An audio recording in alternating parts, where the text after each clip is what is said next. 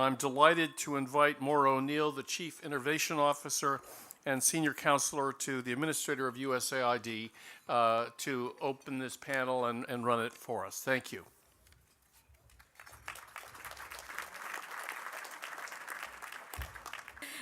We know that information is unbelievably powerful, and we know when it becomes available that great ideas come from all different places.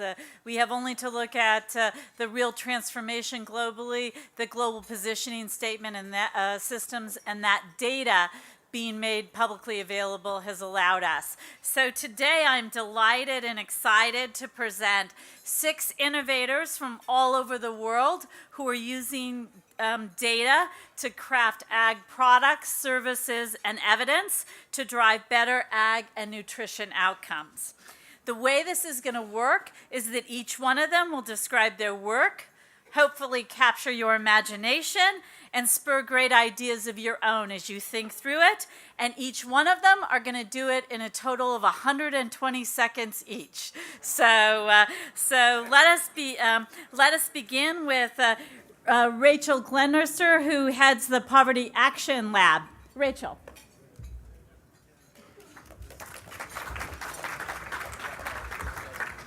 Thanks, Maura. When I started working in Sierra Leone, I found there was lots of agricultural data available, but it wasn't very useful. Every donor was collecting data at the beginning and end of their project in the area where they happened to work on the crops that they happened to be working on.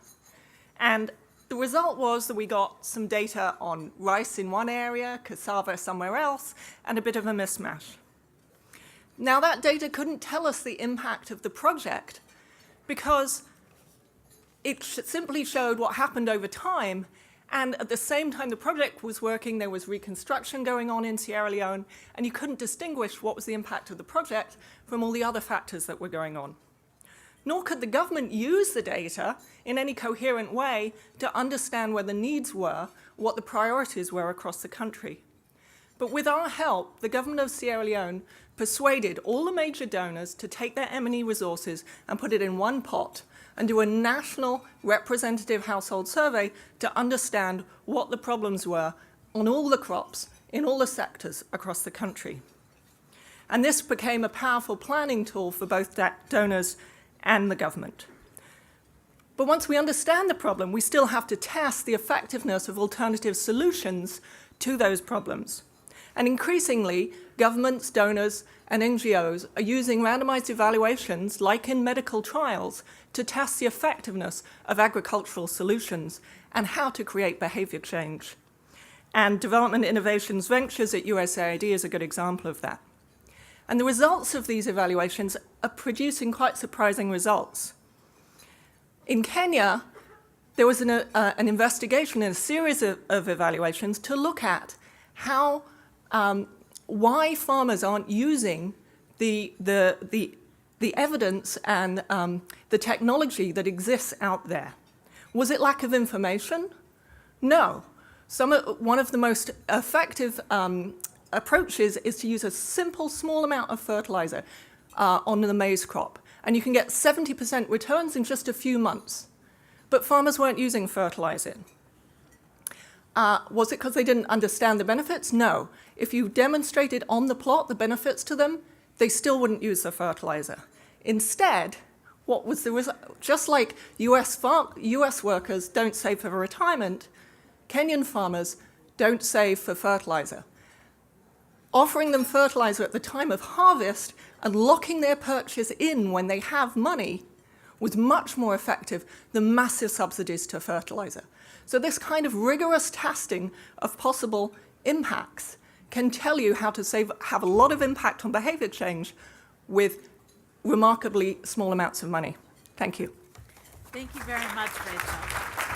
And you should grab her afterwards if you want to know more about it. It's a fantastic discovery. We're now going to move around the world to Jamaica and then to the World Bank to Matthew McNaughton. And Matthew, come on up.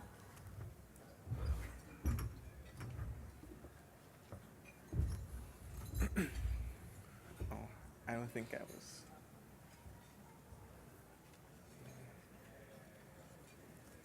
Oh boy.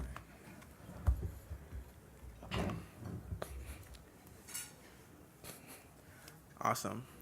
All right. Well, good afternoon, everyone. Thank you for having me here. My name is Matthew McNaughton, and I'm currently at the World Bank. But prior to that, I was a lead developer at the Mona School of Business at the University of the West Indies in Kingston, Jamaica. There, I was a founding member of the Jamaica Open Data Initiative, which centered around a partnership between the School of Business and the Ministry of Agriculture. It later evolved into the Caribbean Open Institute, which launched with a regional developer conference and code sprint held simultaneously across 5 islands and 120 participating developers. The message I wanted to share with you guys is that the world that we live in has changed. The most innovative and smartest persons no longer necessarily operate within the traditional institutions. And in Jamaica, over the last 2 years, we've worked with the ministry at opening up their data, building a number of applications, and bringing developers and other stakeholders into the fold. However, while developers are good at innovating, they may not necessarily be most familiar about the problems that exist within specific areas like agriculture. And so for our conference earlier this year, we worked much closer with the stakeholders and academia to get the problems that are relevant and germane to social issues. The results were applications that were far more pointed in the problems that they were solving. However, we realized that many applications and many developers are looking for opportunities. And so one of the things that we think is important moving forward is helping them establish business models that will be germane to solving those problems and supporting those innovations moving forward. Because the reality is that an app that you install on your phone is not a product. And a product does not make a business or a social enterprise. And so to move forward, to capture the innovation we're going to see over the next 20 years, we have to combine those things and take technology and apply it to the problems of agriculture. Thank you very much, Matthew. So we'll now board the plane and head to the heartland of America. Ken Kaskman at the University of Nebraska. Thank you very much. It's a pleasure to be here and to be on the podium with so many exciting young people. So I'm the older generation, and take the liberty to, although we heard many exciting things today, to bring a little bit of sobriety here. We're losing the race in the battle to produce enough food on our planet. And there's tremendous pressures on resources because of it. Food prices are higher than they've been. Not bad for farmers, but it's difficult to have strong economic growth in countries where a large portion of the population is spending 50, 60, 70% of their disposable income on food. And unless these trends change, food prices stay high and the pressure on the land continues. And so the innovation I want to talk to you about is this vision that we're going to feed the planet and have agriculture with an intelligent design. We're going to need to know how much food can be produced on every hectare of existing farmland. We're going to have to need to know it at a precise level, much more precise than previous efforts. Farmers are going to have to know it as well. It's going to need to be aggregated up. So we're essentially saying that with every piece of land, based on the soil and the sunlight and the climate, there is a limit on the productivity of a given crop. And we also know that average farmers have a certain yield. And so there's an exploitable yield gap. We need to know what that gap is on every hectare of available land, and very precisely. Now, the innovations are that we're getting marvelous data now on the spatial existence of crops. And indeed, only 5% of terrestrial area is where 80% of all food is grown. So we don't have to look everywhere. We know where to look. We're getting excellent data on climate, excellent data on soils. You've heard about that. And our crop models are getting better all the time. So this is a tractable problem. We know where to look. We don't have to look everywhere. Data sets are getting better. We can do an excellent job on this. And the idea would be that you can drill down to an individual field and you can aggregate up to the province, state, nation, globe. And we're going to have to do it. Because if agriculture builds out in an ad hoc way, the consequences for land use change, for greenhouse gas emissions, for biodiversity, and for poverty alleviation are horrendous. Thank you very much.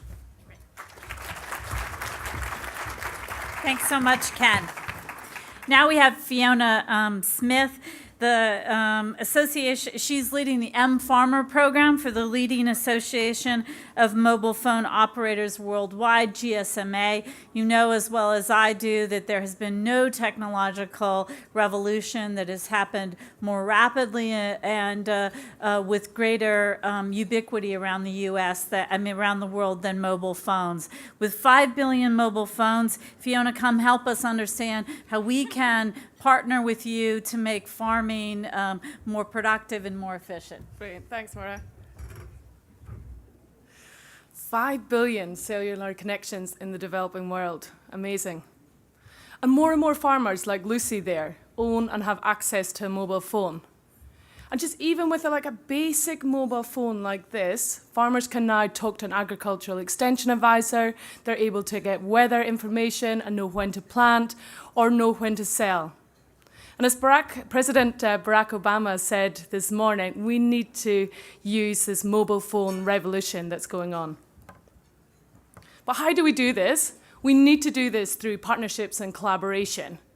So there's lots of organizations who all have assets and something to gain. So the mobile industry have an infrastructure. They have a reason to create services for their largest customer base. And by working with agricultural institutes, they can develop services that can make a difference. We're really excited to be working with USAID and the Gates Foundation to launch the GSMA M-Farmer initiative. Our goal is that by 2015, 2.2 million smallholder farmers will have access to such services.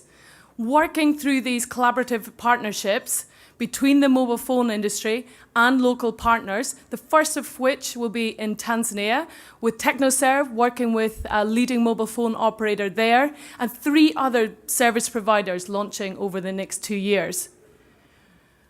We also want to make sure that we're measuring impact so we can really understand how mobile can transform the agricultural sector. So I'd encourage you all to think about how you can really use this transformative technology into your own programs and work around the world. Thank you very much. So if you have an idea and you want to partner with a mobile phone operators, please see Fiona at a break. We're now on to India. Rifkin Gandhi heads Digital Green, and come tell us about what you're up to. Thank you very much. So Digital Green is essentially American Idol for Indian farmers. We train rural communities to create short videos that are by farmers, for farmers, and of farmers on best agricultural practices that they share with one another. These videos are screened by mediators in each village using this battery-operated Pico projector in places that have limited internet or electricity. The first 2 questions that farmers often ask when they see these videos is, what is the name of the farmer in this video, and which village is he or she from, to authenticate really its source. And some farmers even compete to appear in a farmer idol sort of program where they can literally be seen as a role model in their communities.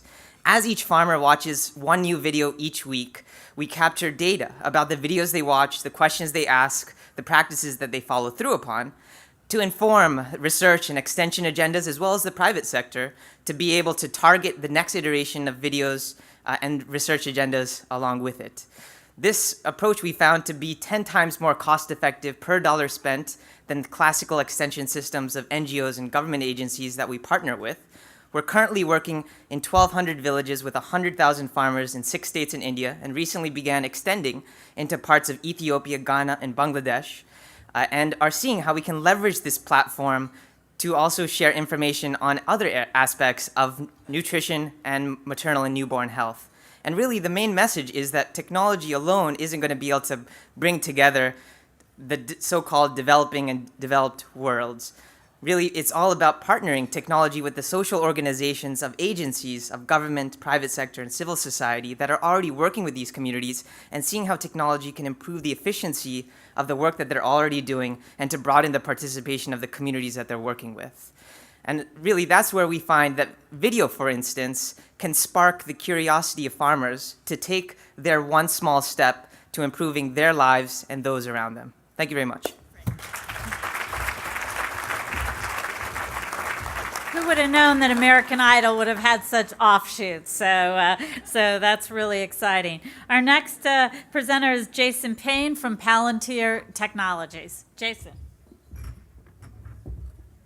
Thank you. As a data scientist, I have a very strong belief that the fusion and analysis of data coming from the continent can significantly improve food security in Africa. So to put this into a video context, if you can look to the screen to my left here, by taking the signals that exist, granular data, we can find very compelling patterns, actionable information that we can then use to improve security. In this case here, I have UN reports on food-related issues happening in the Sudan-South Sudan conflict.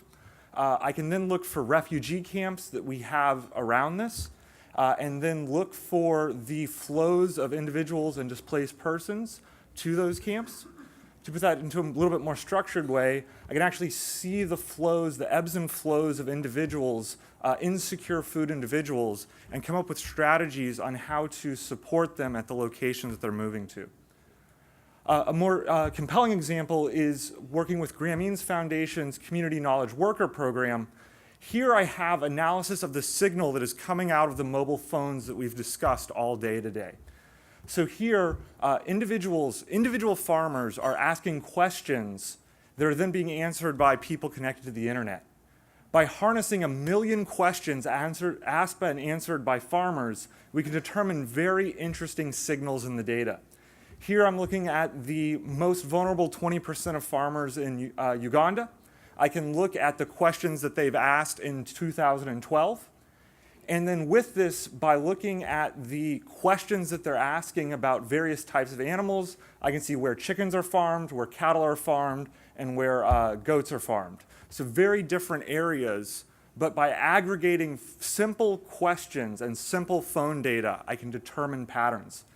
Even more compelling, here are questions that farmers are asking about diseases on their bean crops. On the bottom there, I have a time series of when and where those questions have happened. And by looking at different spikes, I can see in a heat map that we have different areas when these questions about this specific type of blight are happening. So to conclude, there exists plenty of signal that harnessed correctly and analyzed correctly, we can use to significantly improve food security on the continent. Thank you.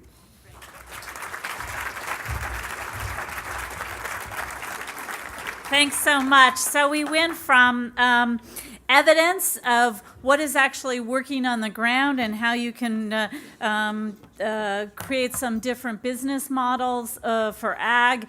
We used American Idol. We smashed up big data with ag, and in between, Ken helped us figure out that there's some big questions about what's really happening on the ground.